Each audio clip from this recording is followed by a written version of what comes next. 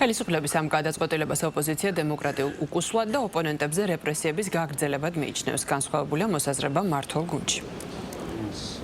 წესების მიხედვით ცხადია ვერ იარსებებს პარტიული უჯრედი, იარსებებს მხოლოდ პატრიოტული ჯგუფები და ცხადია ჩვენ გავაგრძელებთ ბრძოლას და ეს ბრძოლა იქნება აბსოლუტურად ეროვნული პარტიული ჩარჩოების მიღმა, რომ გავათავისუფლოთ საქართველოს ივანიშვილის ოლიგარქიული რეჟიმისგან და ცხადია ამას სჭირდება დიდი ერთიანობა და დიდი წინააღმდეგობა.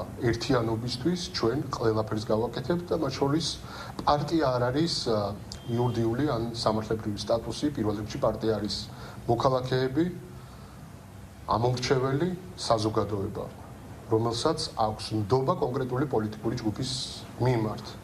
ასეთი ჯგუფი ნამდვილად არის ნაციონალური მოძრაობა, ჩვენ გვყავს ერთგული ამომრჩეველი და ჩვენს ამომრჩეველთან, ჩვენს ხარდამჭერებთან, გულშემატკივრებთან ერთად გავაგრძელებთ ბრძოლას. ნამდვილად ვერც კი წარმოვიდგენთ, რას ფიქრობს და როგორ აპირებს ამ ყველაფრის განვითარებას, თუმცა თუ მას ნაცების გაუქმება სურდა, ქონდა ამისთვის 13 წელი, მაგრამ ეს არ გააკეთა და პირველ რიგში იმ ვითარებაში, რომელშიც ოცნება დღეს არის, როდესაც მისი საპარლამენტო სიის 2/3-ს წარმოადგენენ ნაციონალური მოძრაობის 2012 წლამდე არსებული რეჟიმის გამოკვეთილი სახეები, ჩემი აზრით, ნაცების გაუქმება და ეს პროცესები უნდა დაიწყოს საკუთარი პარტიის რიგებიდან. სარჩელში ყველაფერი კარგად იქნება გაწერილი.